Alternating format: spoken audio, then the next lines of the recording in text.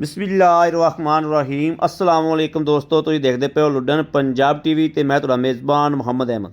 सब तो पहले अपने चैनल लुड्डन पंजाब नूं करना है सबसक्राइब और बैल आइकॉन करना है प्रेस ताकि मेरी आने वाली अच्छी और बेहतरीन वीडियो जनाब मेरे वीर वेखन सब तो पहले।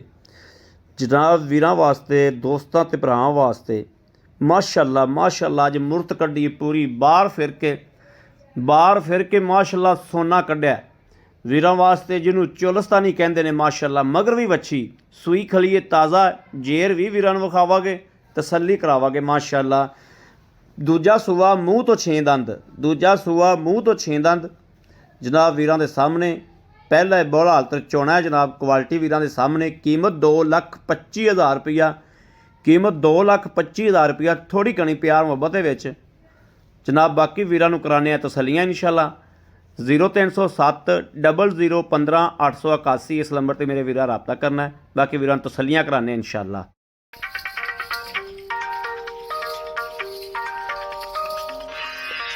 माशाअल्लाह माशाअल्लाह माशाअल्लाह माशाअल्लाह माशाअल्लाह जेर जनाब पाती बट्ठा थले पई कौन सही हाल तक पहला सोई दूजा सोई दूसरा जी दूसरा लगदा पहला नहीं है जी। मुंह तो छिगी है, मुंह तो 6 दंद सूबा दूसरा मगर वच्छी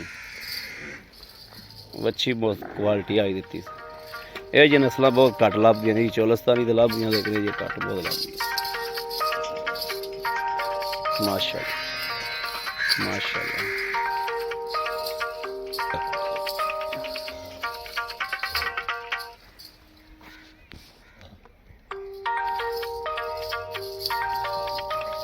खिलारी से अगे तरह खलोवी उवें मूँह मेरे वाल करते खलोवी से रस्सा खिंच के।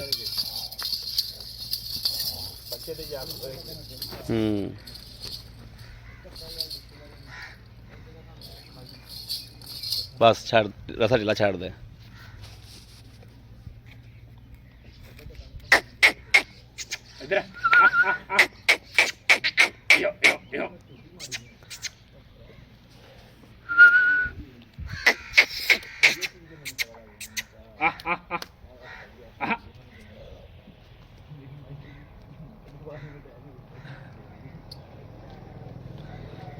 थलों लै दिए तो उत्तों फुल क्रास है माशाअल्लाह